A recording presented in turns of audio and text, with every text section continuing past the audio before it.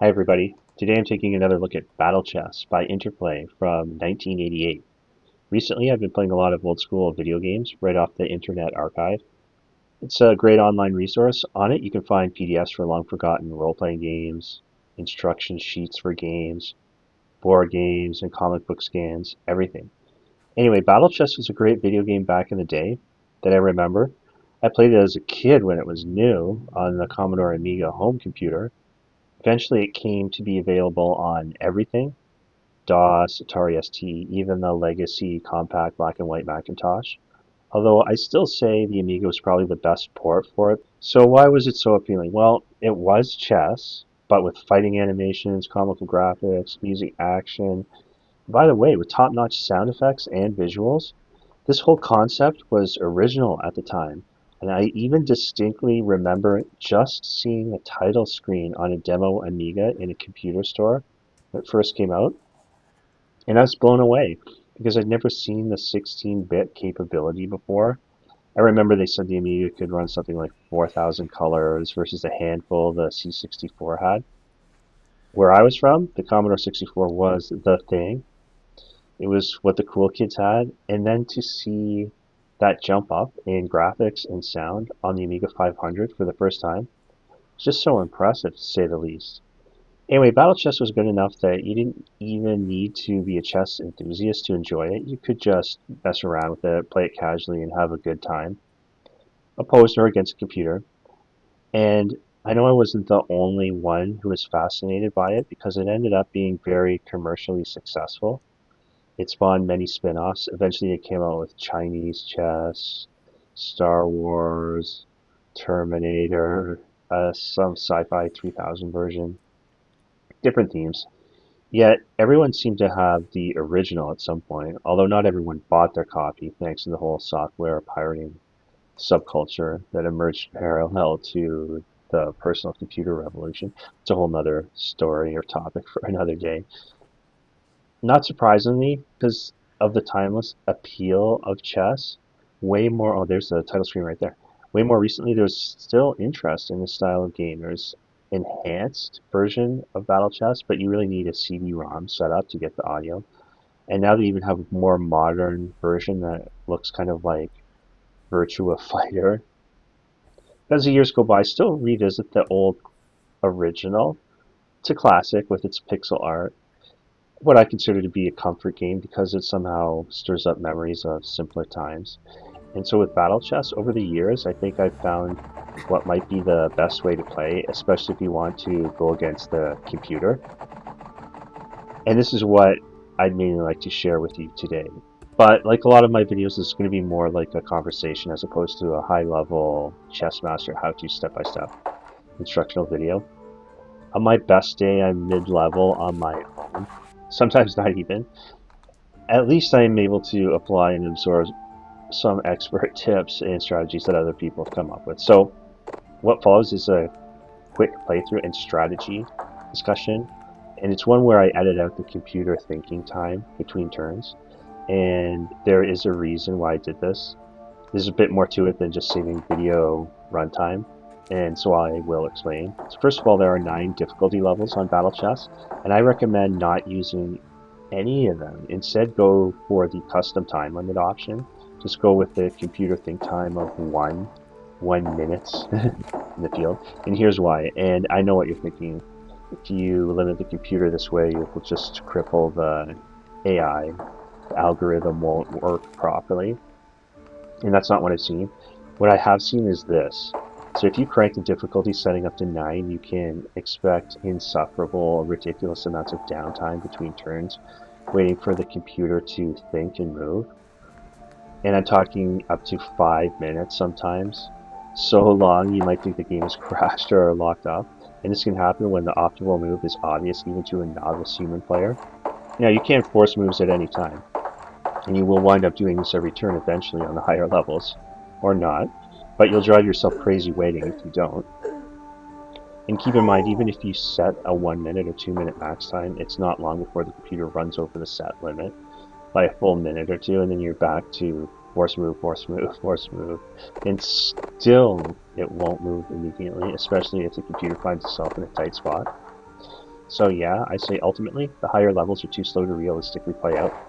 So go with a custom time limit instead. If you don't believe me, let the computer think forever and waste your time. Eventually, you will find on level 9 the AI still has an exploitable weakness. So use the following strategy and you will blow up the AI on any difficulty level. I'm not saying it's easy unless you're a master, I guess. I'm just saying it's possible to beat the computer with what follows. And back in the day as kids, we didn't know this. I could never win, and it wasn't even conceivable that a human could beat a computer. Till one day I saw it done myself live, play level 9 by a friend on my home computer while I watched. This is pre-internet era by a mile, and I couldn't believe it. I mean, I still remember to this day. He's a smart guy, but he wasn't a chess expert or anything. He was just always a very careful gamer at anything he played.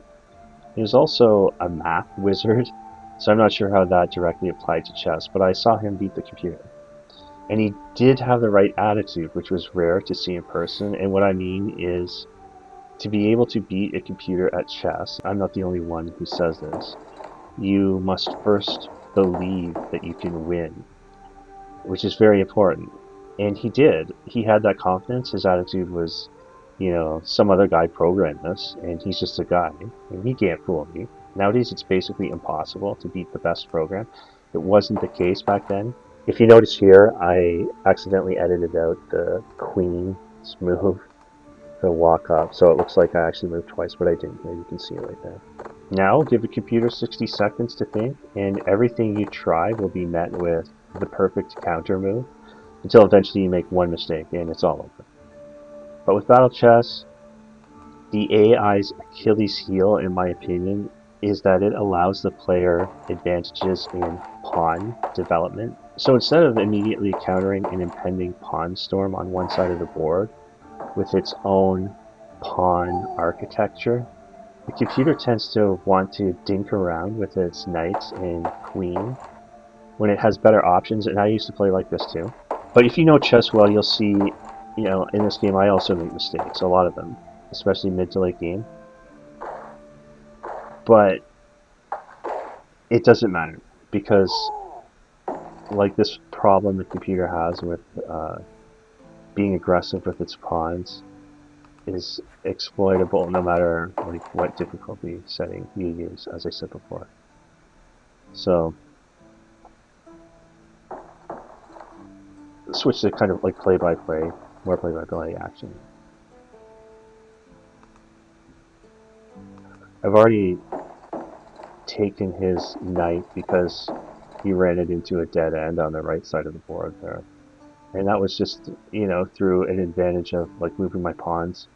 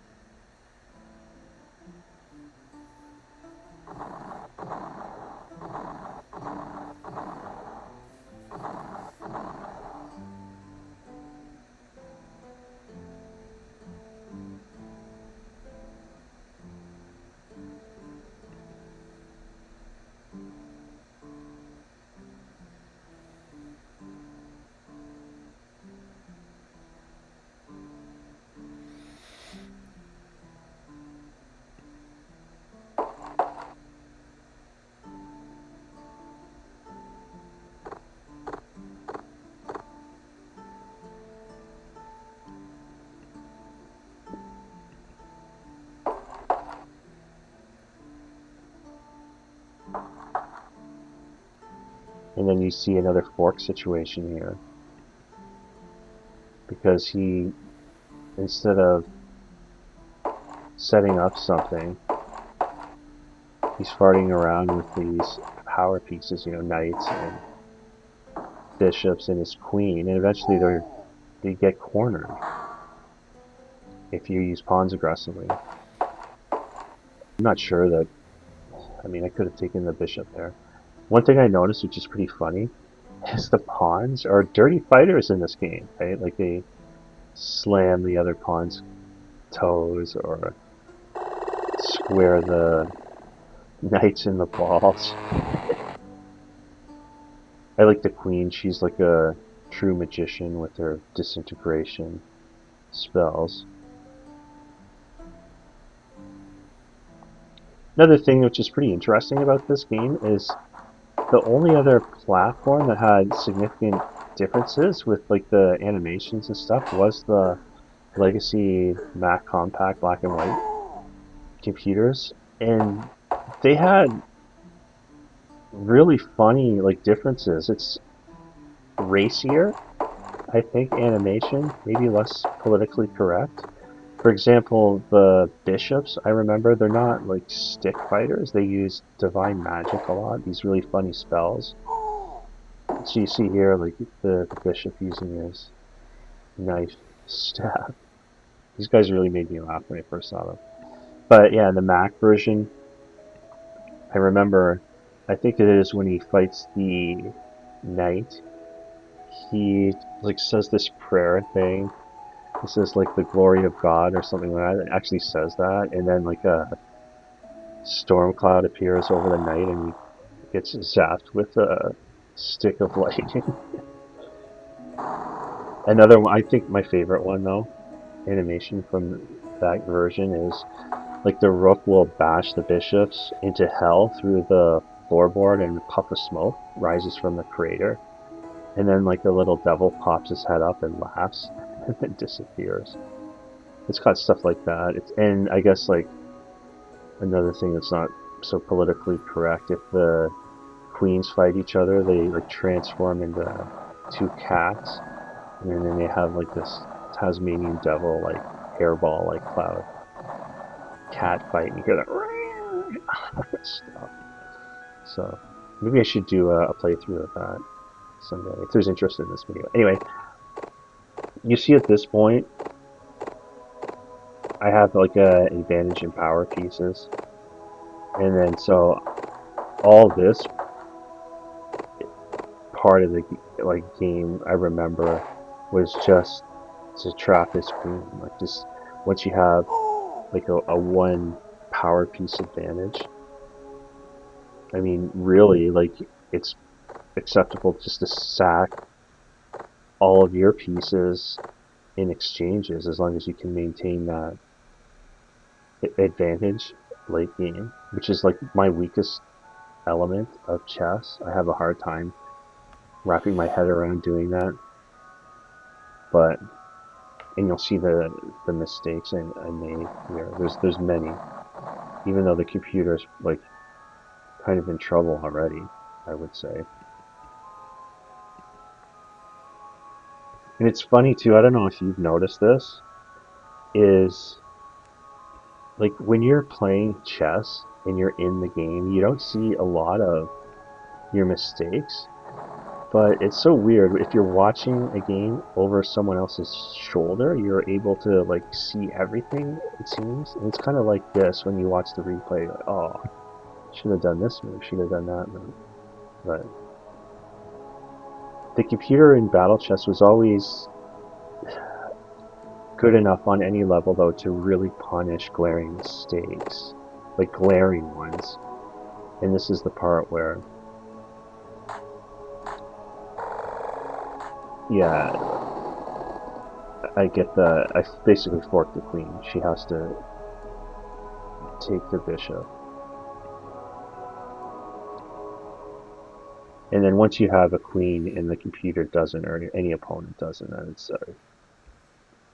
an uphill battle for sure. It's really hard to win. There's another level 6 magic spell. Disintegration. It's funny too, like the first battle chess that I was going to feature was Star Wars, and I think I was playing it.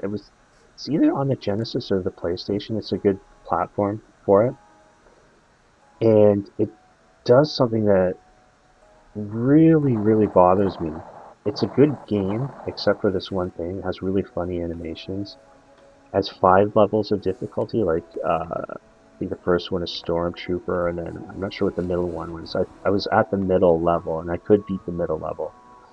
But the problem is Star Wars Chess refuses to allow the player to take the king, so it denies you the coup de grace move.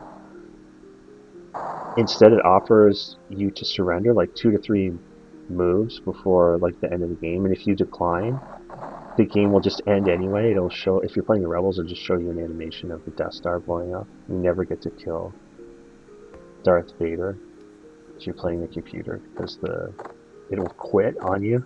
I hate that. Okay, so back to play-by-play action here. This is the part of the game that I really struggled with. End game, like I'm always trying to end the game in the quickest amount of moves possible. But computer here was able to sort of make a comeback because just my gameplay is just too inept to really like end things quickly. When I have an advantage, I have to mess around constantly, keep getting the king in check and forcing moves until something just happens to open up. I mean, it's I guess it's an acceptable way to play, but higher, like more advanced people can just like have set piece strategies that result in checkmates much faster than what I can come up with on my own.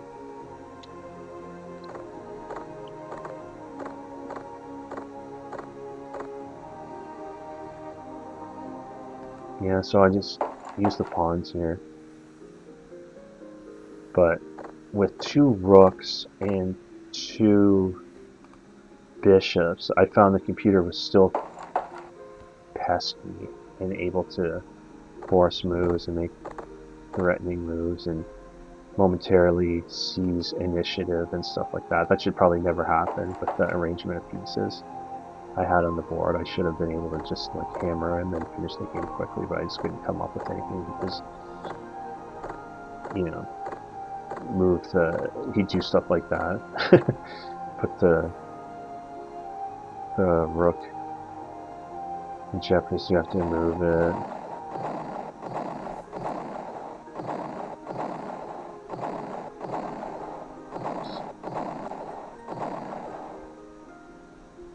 There's other videos online where people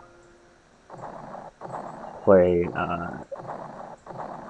battle chess and they don't edit out the downtime between turns, and the videos wind up being over an hour. And I just didn't want to do that. So it actually took a while to go through it and edit out all the downtime. This was a dangerous move too, the computer had. Whenever you stack rooks like that, I thought, oh great, I'm gonna lose, right? Like I just moved the king up. Come up with a counter. Yeah, and then he of course moves the rook all the way down aggressively.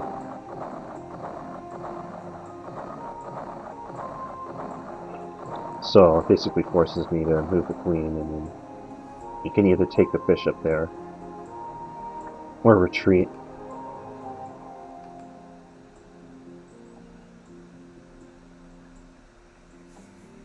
I think if I remember, oh yeah, he moves his bishop back.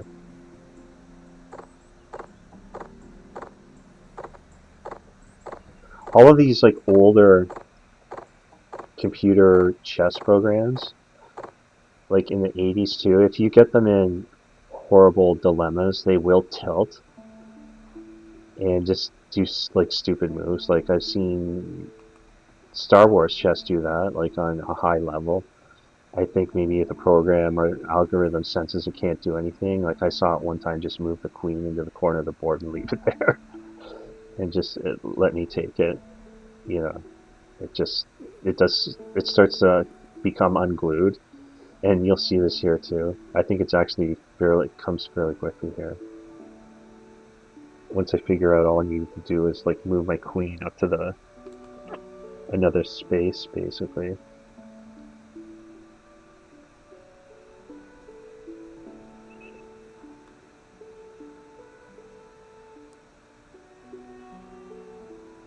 Yeah, I was like kept on trying to keep his king in check to see if I could force some sort of opening.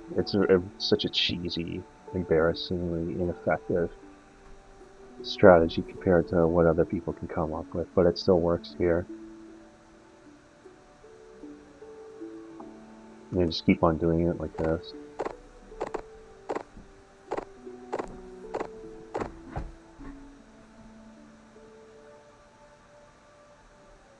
But anyway, you get the idea. The game's starting to wind down already. See, the computer's in trouble. But recently, I saw a chess reference in an old Twilight Zone episode that really made me laugh. And I'm a fan of old media, so I do watch old shows, and I know I'm weird. But if you're a chess nerd, listen to this. So, season 4, episode 3, I think. Pretty sure it was season 4 because there's a format change where the episodes became an hour long, and in the first 3 seasons of the original Twilight Zone, it was just a half-hour show. But anyway, in this episode, this guy is driving through rural America, and he gets lost, and he comes to a small town. At which time he enters the Twilight Zone. Stuff like that happens all the time. Anyway, and I'm not going to give major spoilers, but everything is off in this town. Nothing rings true. Things get weird. People disappear and reappear. He finds he can't leave easily.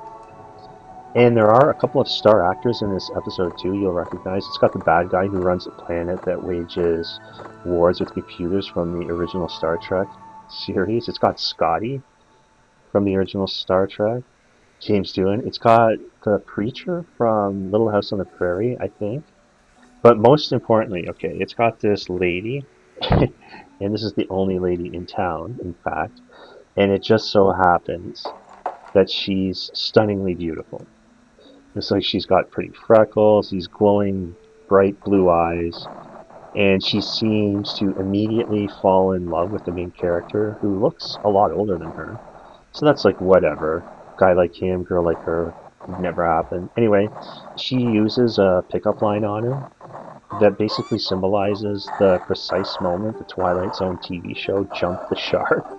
She says, "Do you play chess as a come on?" And I mean, Twilight Zone has time travel. Okay, stories about aliens. I can see it someday. Maybe they come visit Earth.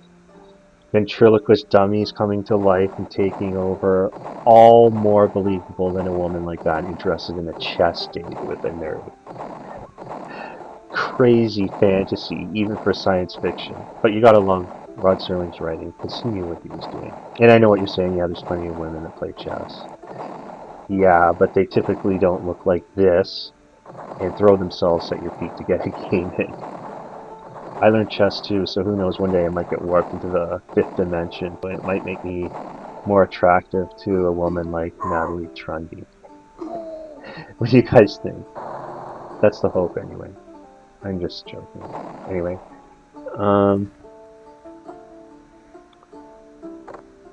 so we're going to see the white flag here soon.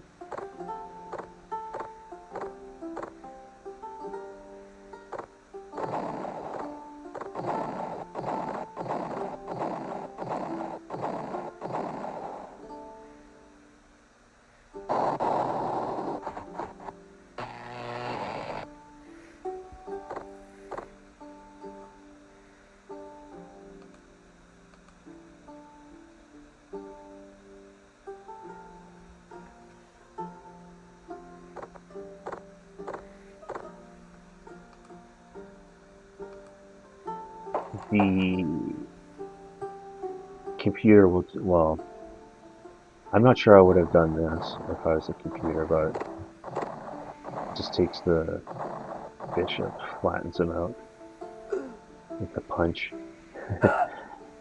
And then, so use the king. King is always really fun to take pieces with. He's so funny. Broken down old man.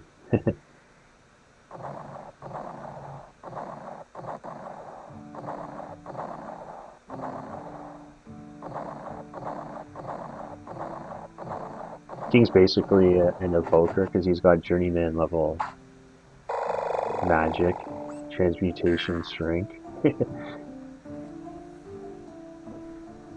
Not as powerful magically as the.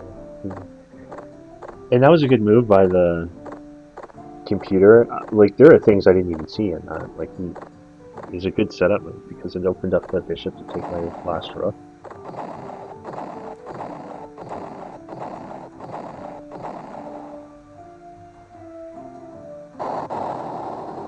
I honestly didn't understand why the computer did that at first. But like here's the what I should have done earlier. This is like pretty much the end here. And now you'll see the tilt.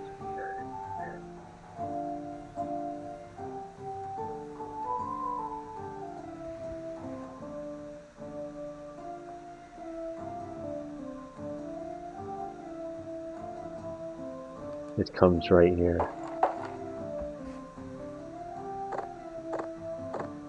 You'll see.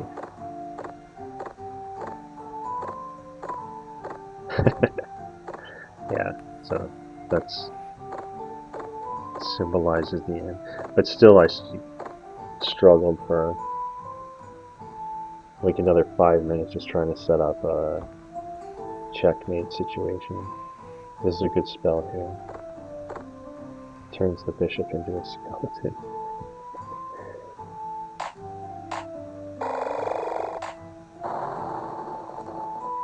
There's not much the computer can do at this point.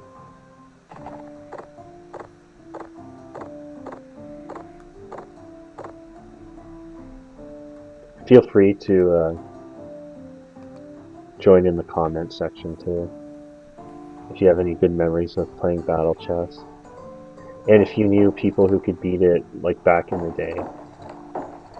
Just like I said before, the first time I saw it done was, right around 1989, and I couldn't believe it. I thought, it's a computer, and no one can beat a computer at chess. Eventually, I guess that was the case.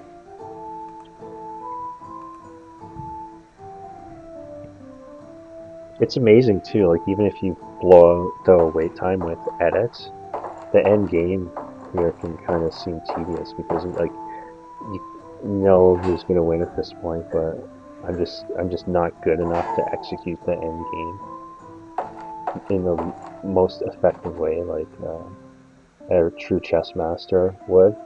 And by the way, my opening was a version of something that a guy online, Max Illington, came up with. He's like a really good chess master. You can watch his videos. But it was only just the opening. I didn't have anything. I couldn't use any of his endgame strategies because the game kind of went off in a direction that I didn't predict.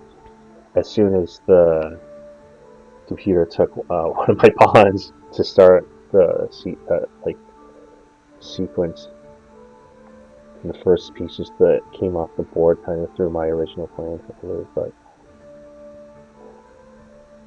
And then at this point, I just want to get as many queens as possible. Like take another pawn, just leave the king and one pawn, and move my own pawns to the end.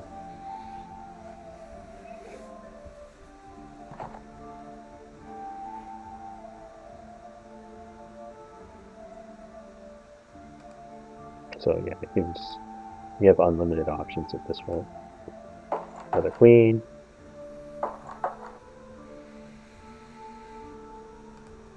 Two queens you can checkmate,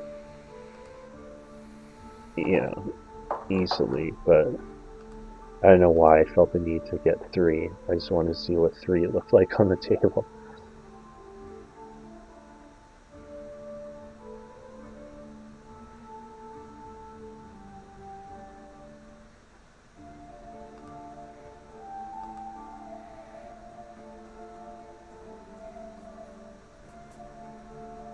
She kills the pawn here. It sounds like a toilet flushing.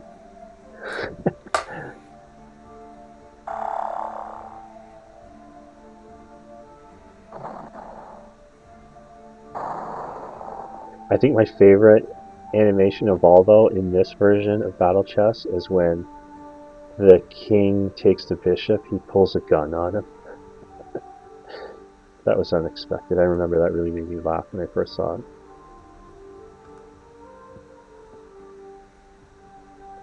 Also, I have only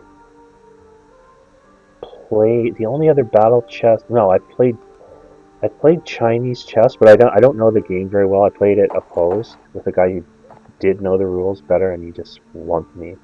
I didn't honestly didn't even know what was going on half the time. So I have played Chinese chess, played a lot of the Star Wars chess, and like I said, I would have made a video on it before this one had it not pissed me off by not letting me kill Darth Vader. But I've never played the Terminator. Never played. I think there's a National Lampoon like comedy one, Sci-Fi 3000. Like I said, Terminator. Uh, Let me know what one you think is the best, and there you go. Checkmate. It's over. But yeah, it's this game's so much fun to mess around with. Fun to play just opposed. Uh, Honestly, it's basically calibrated to my level of play, so it always offers me a challenge, and I will lose if I make one mistake. I don't always use takebacks and everything, so it really holds up.